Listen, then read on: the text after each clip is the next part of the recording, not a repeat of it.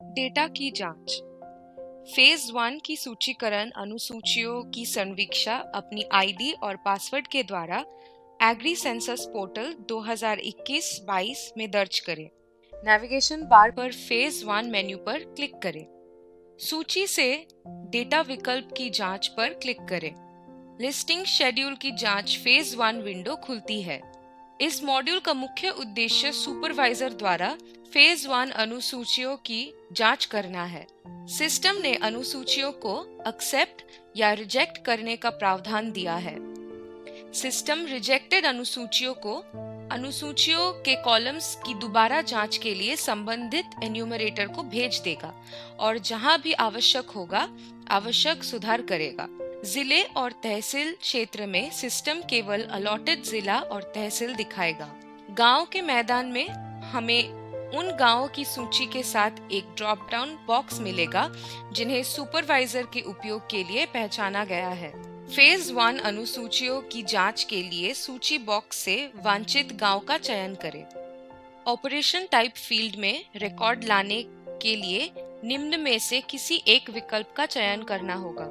वे सभी अनुसूचियां हैं जो इस क्षेत्र में एक्सेप्टेड अनुसूचियों और रिजेक्टेड अनुसूचियों में डिफॉल्ट मान है।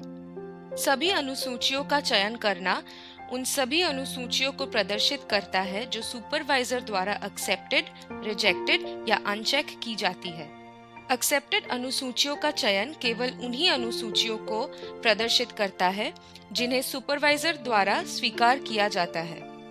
रिजेक्टेड अनुसूचियों का चयन केवल वे अनुसूचियां दिखाता है जिन्हें सुपरवाइजर द्वारा रिजेक्ट कर दिया जाता है।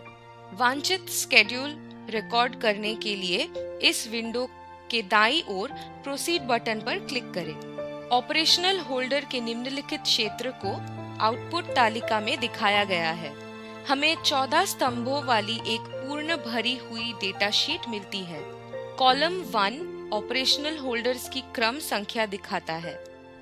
कॉलम 2 एक के नीचे एक पिता या पति के नाम के साथ ऑपरेशनल होल्डर्स का नाम दिखाता है। कॉलम 3 ऑपरेशनल होल्डर्स की होल्डिंग को दर्शाता है जो इंडिविजुअल या जॉइंट या इंस्टीट्यूशनल हो सकता है। यदि ऑपरेशनल होल्डर संस्थागत है तो याद रखें कि सोशल ग्रुप और लिंग दोनों ही संस्थागत रूप से ही दिखाई देंगे। सोशल ग्रुप या तो SC, ST या अन्य या इंस्टीट्यूशनल हो सकता है। कॉलम 5 ऑपरेशनल होल्डर के लिंग को प्रदर्शित करता है जो कि पुरुष, स्त्री या ट्रांसजेंडर या इंस्टीट्यूशनल हो सकता है। कॉलम 6 ऑपरेशनल होल्डर से संबंधित सभी भूमि के सर्वे या सब सर्वे संख्या प्रदर्शित करता है। कॉलम 7 सर्वे या सब सर्वे संख्या के खिलाफ भौगोलिक क्षेत्र को प्रदर्शित करता है। कॉलम 8 भूमि की स्थिति दिखाता है कि वह संचलित या असंचलित है।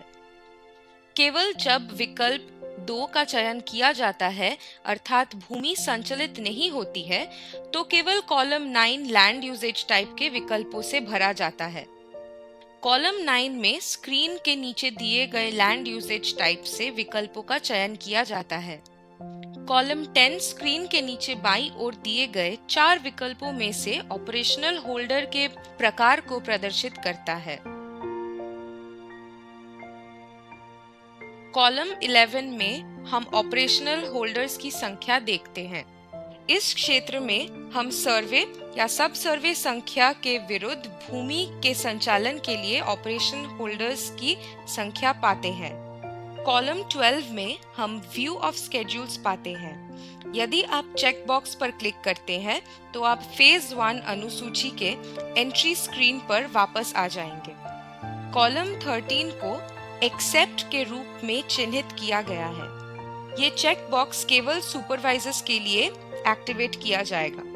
सुपरवाइजर ऑपरेशनल होल्डर्स के सभी क्षेत्रों की जांच करेगा और रिकॉर्ड की स्वीकृति के लिए चेक बॉक्स पर क्लिक करेगा। कॉलम 14 का शीर्षक अस्वीकार यानी रिजेक्टेड है। हमें प्रत्येक ऑपरेशनल होल्डर के सामने चेक बॉक्स मिलते हैं जो केवल सुपरवाइजर के लिए सक्रिय होते हैं। यदि सुपरवाइजर को रिकॉर्ड को सुधार के लिए भेजना है तो वह इस बॉक्स में माउस क्लिक करके टिक मार्क लगा सकता है। सिस्टम इस ऑपरेशनल होल्डर की जानकारी को फिर से करने के लिए संबंधित एन्यूमरेटर को रिकॉर्ड वापस कर देगा। जब सुपरवाइजर रिजेक्टेड शेड्यूल पर क्लिक करता है तो अधिकतम 70 वर्णों के भीतर रिजेक्शन के कारणों को टाइप करने के लिए एक पॉपअप विकल्प खुलता है। याद रखें कि किसी विशिष्ट रिकॉर्ड के लिए एक्सेप्ट और रिजेक्ट दोनों विकल्प एक ही समय में नहीं किए जा सकते। यदि एन्यूमरेटर रिकॉर्ड्स को ठीक करना चाहता है तो वह इस चेक बॉक्स में माउस को क्लिक करके टिक मार्क लगाता है। सिस्टम स्वचालित रूप से जानकारी को डिस्प्ले करने के लिए फेज 1 अनुसूची की डेटा प्रविष्टि स्क्रीन प्रदर्शित करेगा। विंडो के नीचे दाईं ओर एक चेक बॉक्स है जो सभी शेड्यूल को स्वीकार करता है।